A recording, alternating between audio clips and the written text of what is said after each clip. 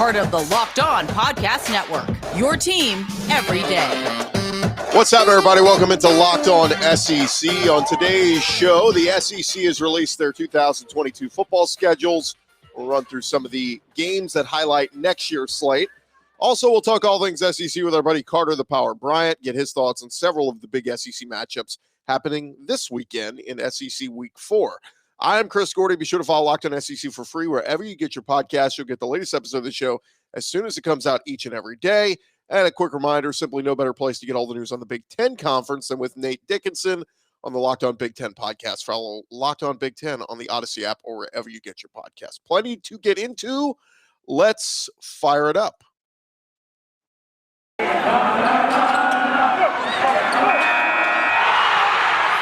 are Locked On SEC, your daily podcast on the Southeastern Conference. Part of the Locked On Podcast Network, your team every day.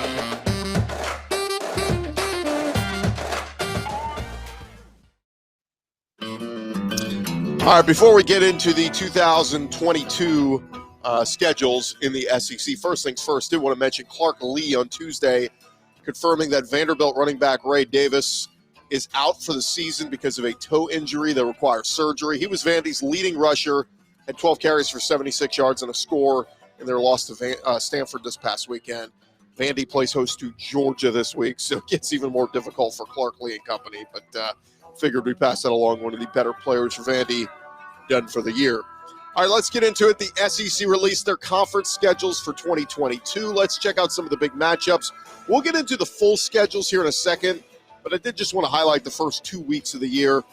In week 1, some really intriguing games that highlight the schedule. Cincinnati at Arkansas is a really big one. Cincinnati's been, that borderline top 10, top 15 team the last couple of years. That's a big one to go to Arkansas next year. Kudos to Arkansas for scheduling that one. Utah is at Florida. That's a big one. Memphis is at Mississippi State. Mississippi State hoping to get some revenge after their loss to Memphis this past week. But the two big ones that highlight week 1 next year, Georgia versus Oregon in Atlanta. That's going to be a really fun one. And then LSU will play Florida State on Labor Day, the night before Labor Day, rather, in New Orleans.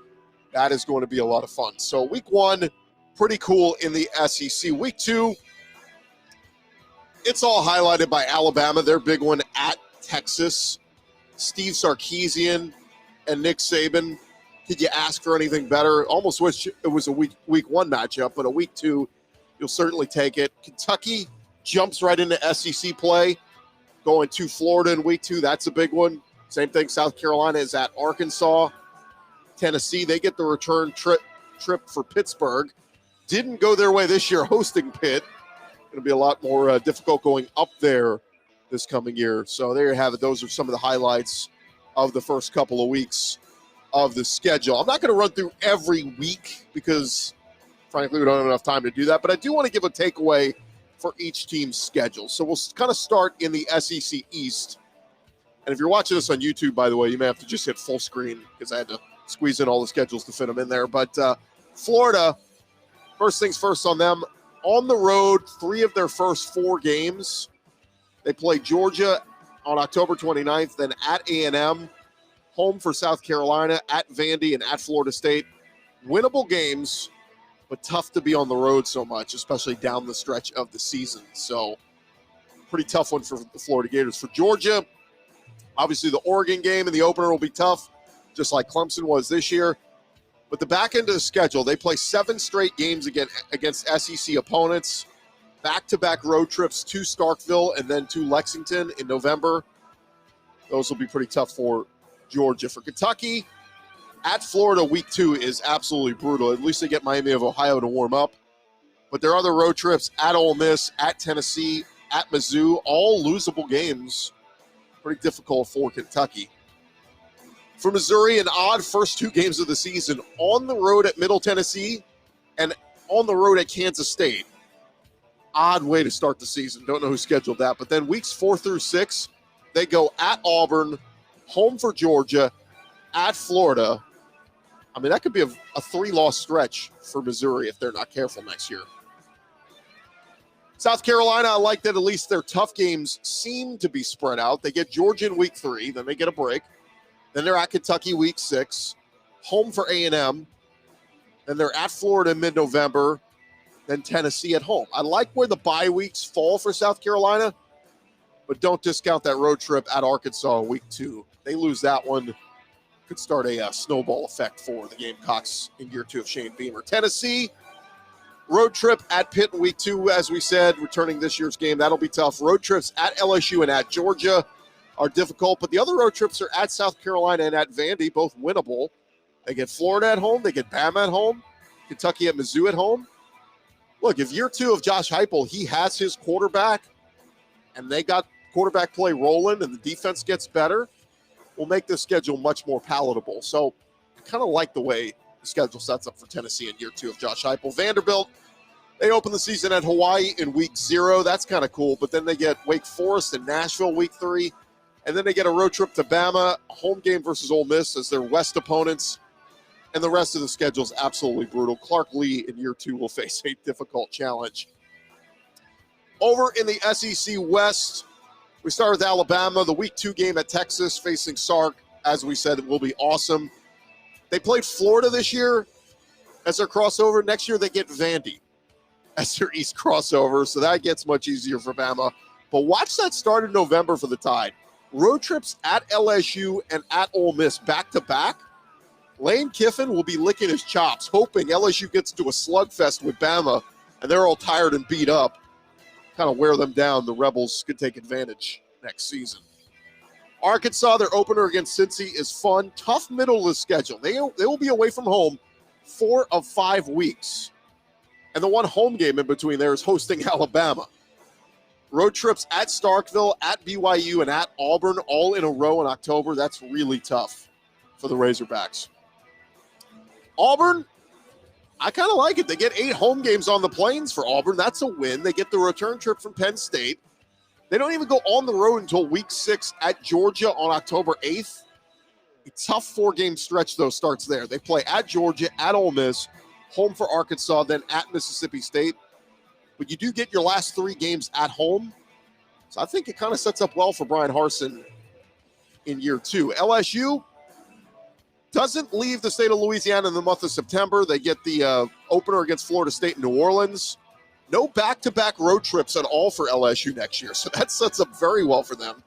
Their road trips are at Auburn, at Florida, at Arkansas, and at A&M. Not easy, but at least they get home games in between all of them, so chances to lick their wounds. Ole Miss, some very winnable games early to settle in whoever their new quarterback will be, including a road trip to Georgia Tech, home for Tulsa. If they can beat Kentucky and Oxford to open SEC play, Ole Miss very well could be 6-0 before they get into the tough stretch of their schedule, which will include Auburn, at LSU, at A&M, then home for Bama. But whoever Matt Corral's successor will be, they will have some time to settle in as Lane Kiffin's new quarterback. Mississippi State, the first 3 weeks are absolutely brutal. Home versus Memphis, who they just lost to. At Arizona, at LSU.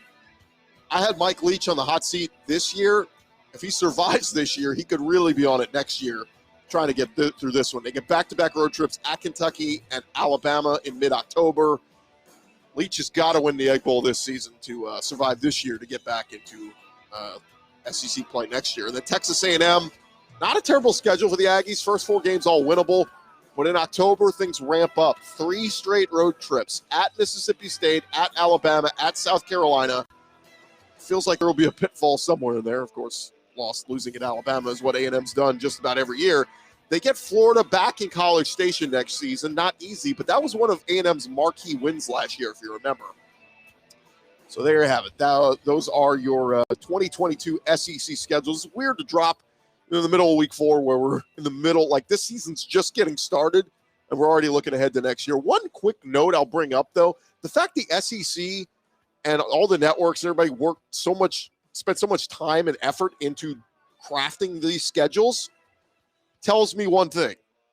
Texas and Oklahoma probably are not happening next year in 2022. If they went through the effort of laying out the entire schedule for next year already, they're not just going to scratch all this, start over, and say, all right, let's figure out how to add Oklahoma and Texas. So most likely what we're looking at is Texas and Oklahoma remain in the Big 12 next year, like a lot of us thought, and then maybe a 2023 adding of Texas and Oklahoma to the SEC. But anyway, we will see. All right, when we return, we're going to talk about this week's SEC games with our buddy Carter The Power Bryant. That's next right here on Locked On SEC. Need to remind you guys about our friends over at BetOnline.ag. We are back and better than ever. All eyes on the gridiron as teams are back with another college football season. The NFL season's underway, and BetOnline is your number one spot for all things pro and college football action this season. They got a new updated website, a new interface. Very easy to find what you want to bet on. All the odds, props, and contests. BetOnline.ag continues to be the number one source for everything football. You head over to their website right now. You do so on your mobile device, betonline.ag. Sign up today. If you've never signed up before, you will receive a 100% welcome bonus that is double your initial deposit just for signing up. Don't forget to use the promo code NFL100. From football to baseball to boxing to everything you can imagine, even Vegas casino games, they have got something for you. Don't forget to take advantage of their amazing offers. BetOnline, the fastest and easiest way to bet on all your favorite sports. BetOnline, they are your online sportsbook experts. Go check them out today.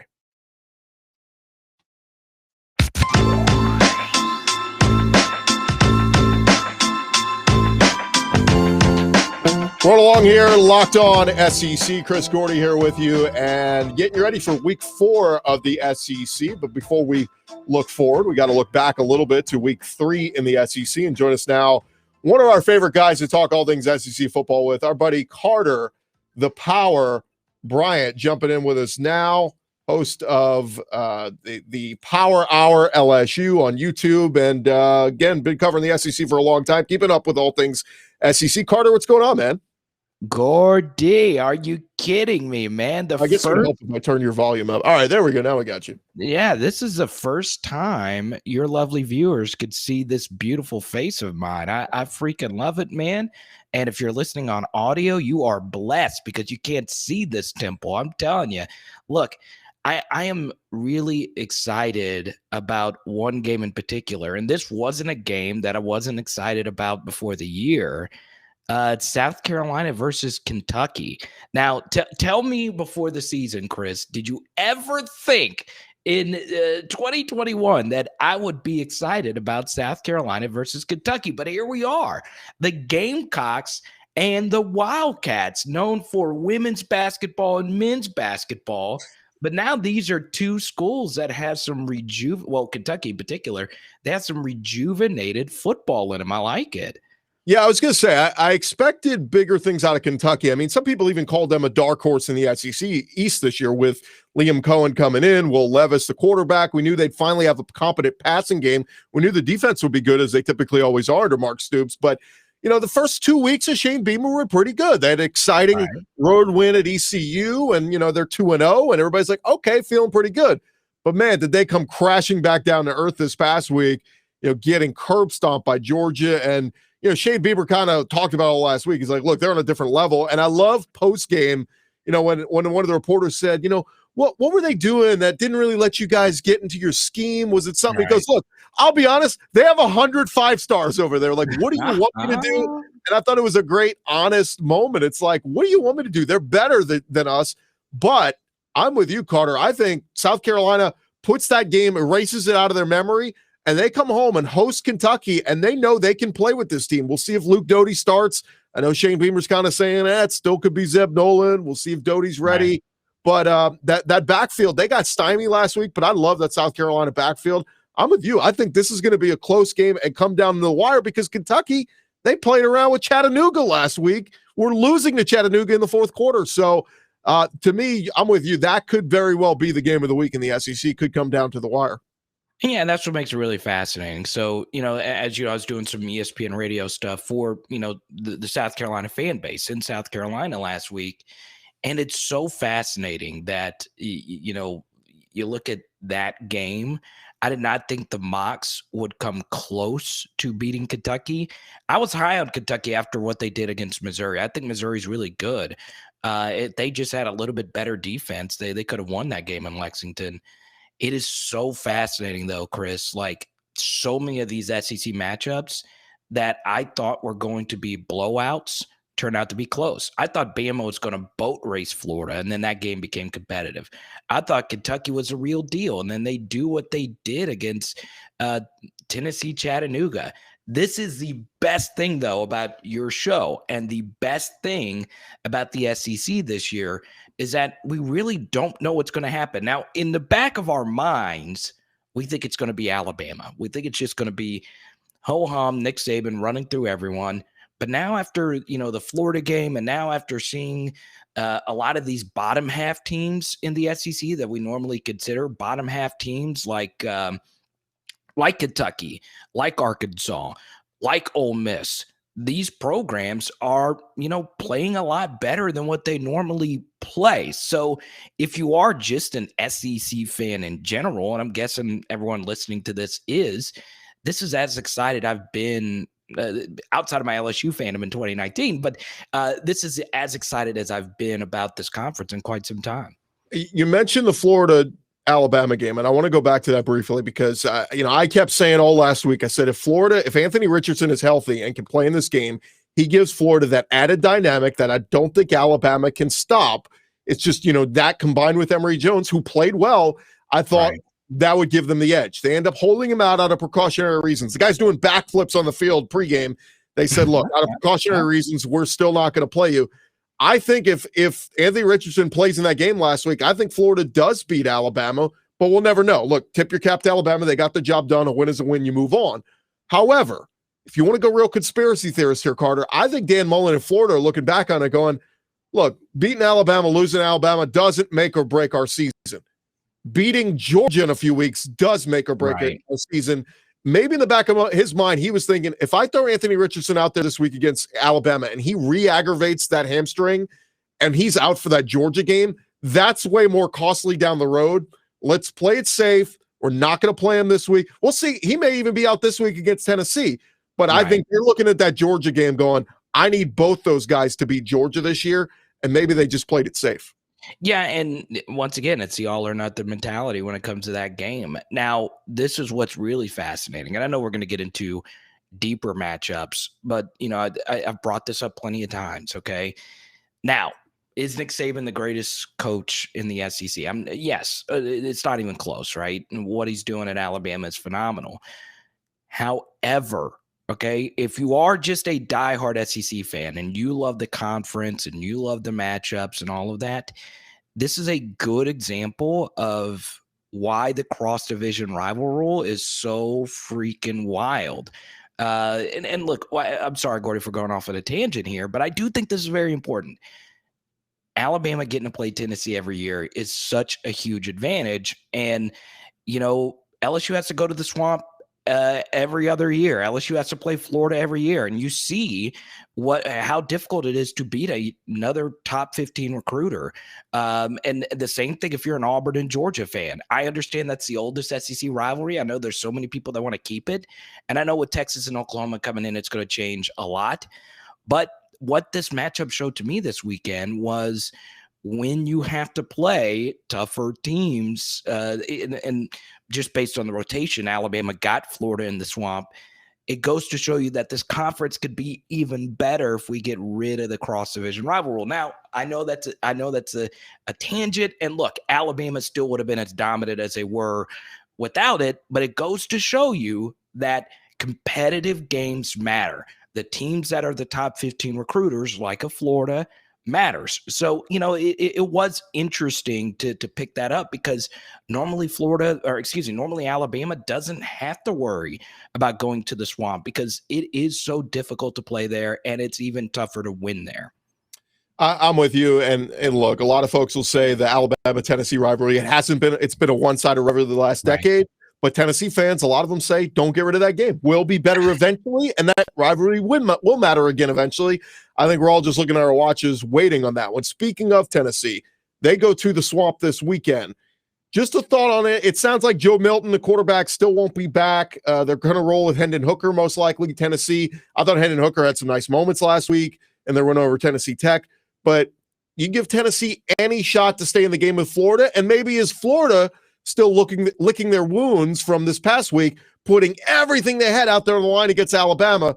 Do they maybe get caught napping and playing a tight one with Tennessee this week? Yeah, and then we get into the post-Bama hangover, right? They are the best team. I don't want anyone to take away, what Saban's done. I mean, Alabama, the most interesting thing was how well Florida's offensive line played in that game. If they play that well, I don't think Tennessee's going to be able to, stay with whoever when an offensive line's playing that well. So, for me, Florida moving forward, I think one of the more impressive things was, Florida playing so competitive and being a little more buttoned up than they normally are in close games. Obviously, the missed extra point, everyone's going to talk about that for like decades. Still, though, this is obviously the big thing for me whenever you're talking Florida. Can Dan Mullen keep this team focused, right? Now, Gator fans, I'm not bringing this up because I run an LSU YouTube channel, but the LSU game was a perfect example of a team that was not fully focused and ready to go. And so many people want to point to the shoe throw in that game, but really Florida was just not buttoned up at all. Can they stay focused after putting so much energy into one matchup? Gordy, that's going to be the big thing. If Florida is focused, they'll be fine. We're talking with Carter The Power Bryant. You can follow him on Twitter at Carter The Power. Check out his LSU Power Hour on YouTube. When we return, I want to touch on two of the other big matchups in the SEC. One of them is LSU at Mississippi State, an early morning game. And then the big one, the 2:30 CBS game, Texas A&M versus Arkansas in Jerry's World. We'll touch on both of those next. Stay right there. Need to remind you guys about our friends over at Built Bar. Of course, if you have not tried the Built Bar yet, you need to. They have a limited time flavor just this week only. Go take advantage of it. The cookie dough chunk. If you haven't tried it yet, you have to go try it out. If not, you can always go with one of their traditional flavors. 9 delicious flavors from coconut, cherry, raspberry, mint brownie, peanut butter brownie, double chocolate, salted caramel. Literally something for everybody. I always tell you, if you haven't tried them, you can get the mixed box where you get 2 of each of their 9 flavors. Try them all, see which one you like. The best part is all the flavors packed with anywhere from 17 to 18 grams of protein, only 130 to 180 calories in each bar, 4 grams sugar, 4 grams net carbs, such a more healthy alternative than eating a bag of potato chips or a bag of cookies in the afternoon. Post-workout, it's the perfect thing to pack protein into your diet with a Built Bar. Again, go check out their limited time flavor, the cookie dough chunk, at BuiltBar.com. And when you hit checkout, make sure you use the promo code LOCKED15. That's LOCKED15. You'll get 15% off your first order when you use the promo code LOCKED15. 15% off at BuiltBar.com. Check them out today. Also need to remind you guys about our friends at Prize Picks. For college football fanatics, if you haven't checked out Prize Picks yet, you need to go do it now. You can go to their website, prizepicks.com, or just go to the App Store, either on your iPhone or Google Play Store, whatever. Just search Prize Picks. They're a leader in college sports daily fantasy. They offer more college football props than anyone in the world. They offer all the star players of the Power 5. They got mid-majors in there as well. They offer just about any prop you can think of, from yardage to touchdowns, even interceptions thrown. You pick 2 to 5 players, you pick an over-under on their projections, and you can win up to 10 times on any entry, and it's just you versus the projected numbers. Prize Picks allows mixed sport entries. If you want to mix baseball with football, NFL, college, you can do it all. Go check out their award-winning app. Like I said, find them on the App Store, the Google Play Store. Entries can be made in 60 seconds or less. It is that easy. Prize Picks, safe and offers fast withdrawals. Don't hesitate. Check out prizepicks.com or go to the App Store and download them today. Prize Picks is daily fantasy made easy.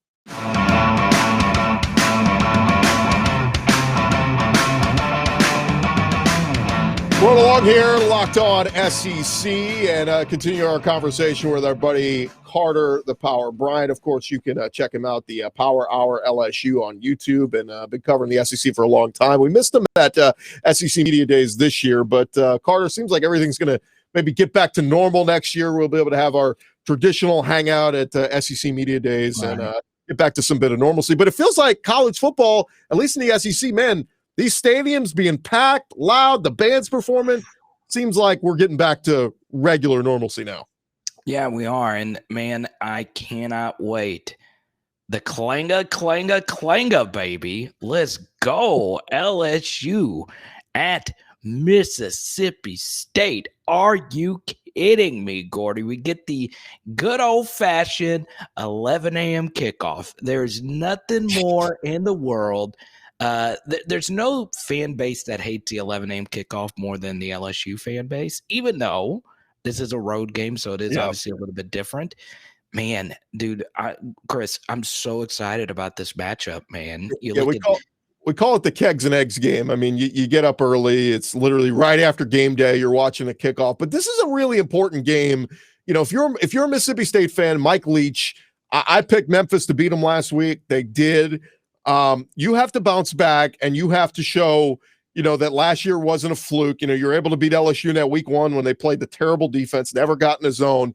Going to be a little bit different this year, but I still think Mississippi State can win this game. I know LSU is about a 2.5-point road favorite, according to BetOnline.ag. LSU finally looked like themselves last week, and I know it was Central Michigan, but they played like crap the week before against McNeese. You dominated Central Michigan both offensively and defensively, and that's what everybody thought LSU would look like this year. But for my Auburn friends out there, I keep telling them this is an important game for you guys. You guys want Mississippi State to win this, because if LSU wins this game next weekend, hosting Auburn, night game in Death Valley, the fans are going to be, that place is going to be rocking, because everybody's going to feel like LSU is back. So if you're an Auburn fan, you're rooting hard for the Bulldogs on Saturday, because you want Mississippi State to beat LSU, and then the LSU fan base, the stands will be half empty next Saturday night. And Bo Nix in 2019. I've never seen and once again, he was a true freshman, but I've never seen a true freshman more shook in any game than that game. He had no idea what was coming at him. And it was so loud in Tiger Stadium that day. You know, it's so interesting when you look at Mississippi State season, right? The first two games, they actually don't play well at all, and they win, all right? But then in this game against Memphis, okay, I was actually looking at the splits. Mississippi State outgained Memphis by, nearly 200 yards. Mississippi State only gave up 12 first downs against Memphis. Mississippi State, the first Memphis touchdown, obviously everyone's pointing at that punt return, but the first Memphis touchdown was an unforced fumble that bounced right into the hands of a linebacker, and he ran it back 60 yards. So the ironic, I can't even say irony. The irony of this matchup, Gordy, is that Mississippi State in their first two games, they won games that they probably should have lost. And then in game 3, they lost a game that they probably should have won, where they actually played well. Now, it's interesting that Mississippi State has a wide receiver, Mekhi Polk. God, he looked good. He looked so good against Memphis, and it wasn't just the fact that he was making plays. It was the type of plays he was making, Gordy. Just jump balling, out jumping, their DBs. If he does this against, the best set of corners in college football, then, this guy is the real deal. So, that's going to be the big key. Can this LSU secondary, can this LSU defense stop this air raid of Mike Leach? And you know what? I'm really scared, Gordy, for just my LSU fan perspective. And, on my LSU channel, I do break it down objectively, but just the fandom in me still has the battle scars of what happened last year. The lack of adjustments, the 623 passing yards that Will Costello was able to put up on LSU. Yeah, it was wild. So yeah, you combine KJ Costello with Will Rogers. They were two different guys, but they played similar a lot last year. It was so wild. It was so wild that LSU did not want to switch up their coverages. And obviously, this is going to be the big thing. LSU's pass rush is dominating right now. And lead the league lead college football in sacks. And here's what's really interesting about it. Okay. It's not that they're just dominating people in the trenches right now. Their pass rush is actually coming from their defensive tackles. Normally when you think pass rush, it's, the defensive ends, right? These defensive tackles for LSU are just dominating offensive guards, and it's been pretty much every game up to this point. So look out for Jaquelin Roy. Look out for Mason Smith, who will actually be playing defensive end this game. If that LSU pass rush is still good, they should do better. And what's fascinating from this, from an LSU perspective, Gordy, is this is the last pure pocket quarterback that they will face the rest of the year. So as far as a pass rushing matchup, you should feel pretty good if you're an LSU fan. But if the coverage on the back end isn't any good, it's not going to matter. Yeah, that's what we saw from LSU against UCLA and even Central Michigan a couple times. Those crossing routes that you don't defend well, they break for big gains. And that's what you're going to see with Mekhi Polk, Jaden Walley, Austin Williams, Malik Heath. They have got so many weapons in that passing game at Mississippi State. I'll just say this, though. You don't want Will Rogers throwing at 67 attempts again this week. That guy's arm is going to fall off before you get to the midpoint of the season. But no, I mean, they've got to try to. I know it's the air raid, but Mike Leach doesn't even try to run the ball at times. Man, try to be at least a little bit more balanced. This is the SEC. You can't just throw it a million times a week. Even Ole Miss and Matt Corral, who do it so well, they run the ball well. They were one of the most balanced teams in the SEC last year. Nobody talks about how good Ole Miss runs the ball. So Ole Miss, by the way, they get a bye week this week. So they get 2 weeks to get ready for the road trip to Tuscaloosa next week, taking on Alabama. Already been announced as the 2:30, 3:30 CBS game. I'll make a pick on that one next week, but I think Lane Kiffin's going to have as good a shot of anybody to finally upset Nick Saban in Alabama. And for Alabama, they're hosting Southern Miss this week. They're trying to tweak, let's tweak whatever mistakes we had last week. I know Nick Saban was getting after him this week about lack of tackling and all that. So anyway, we'll get to that game next week. I wanted to get to real quick, Carter, the other big game of this week, the CBS game, Texas A&M and Arkansas. I know you're close to a lot of people at Arkansas. Razorbacks, exciting for them to finally be back and nationally relevant in the top 20, running the ball so well. But this is a game, man. If Arkansas has truly arrived and they are back and Sam Pittman is the real deal, they have to go beat A&M. I just hate that it's the neutral field side. I wish they could play these games on college campuses. I know they're still under contract a couple more years at Jerry's World, but initial thoughts just looking at what you've seen so far from A&M and Arkansas. Yeah, it's a polar opposite of what we were talking about with LSU and Mississippi State, where neither one of those teams can run the ball. They don't try and run it. It's the exact opposite here. You got two good coaching staffs when it comes to trench play. Obviously, Texas A&M's defensive line, when they're clicking, really only Georgia's defensive line's better. I mean, Texas A&M is just so special in the trenches, and you got to give Jimbo a lot of credit. The recruiting that they've done in Aggieland to get those 5-star DeMarvin Leal types to come to your school has really paid off huge dividends. And look, you look at Arkansas's offensive line, they're a little banged up. They've done a good job, obviously still being elite after their offensive line coach left just a few months to go take the job at LSU. That was Brad Davis. So it's amazing what they're doing, because KJ Jefferson, by any stretch of the imagination, is not an elite passer. He's playing really well right now, but he's not an elite thrower. But what do we know about Arkansas? Well, at his peak, Traylon Burks is a top 5 wide receiver in college football. Something else you know about Arkansas is their defensive coaching. Barry Odom is, since he's been at Arkansas, he's been the best defensive coordinator in the SEC. When you factor in talent, the amount of snaps that they've had to play, Gordy, they were second in the SEC last year in yards per play, and they still played 80 plays per game. And guess what? That's just continued this season. This is as good of a shot Arkansas will have beating Texas A&M, even though it is a neutral site game. And Pittman touched on that. I want to see this home and home again. Yeah.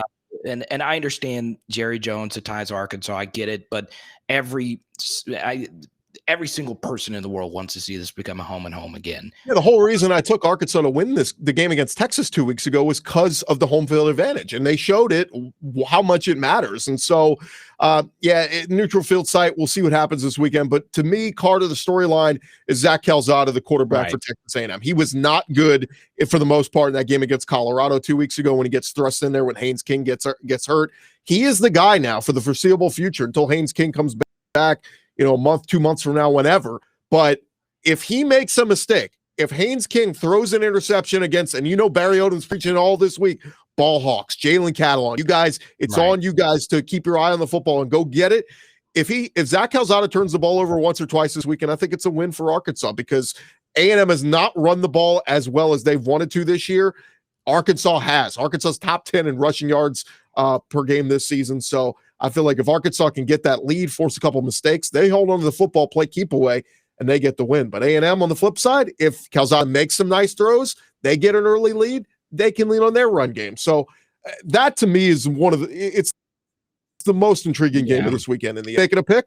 Yeah, I'm going Arkansas here. Look, I understand. Look, even though I went to LSU, all my best friends from high school, I grew up in Arkansas.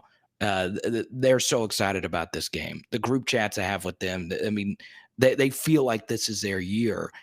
Because Texas A&M's quarterback play is shaky right now, I think this is the national coming out party for Jalen Catalon. And I know most college football fans know who that guy is. But this game's going to have a lot of eyeballs. This is a game where people really realize how freaking good this guy is as a safety. He's the best safety in the conference, could be the best safety in the country.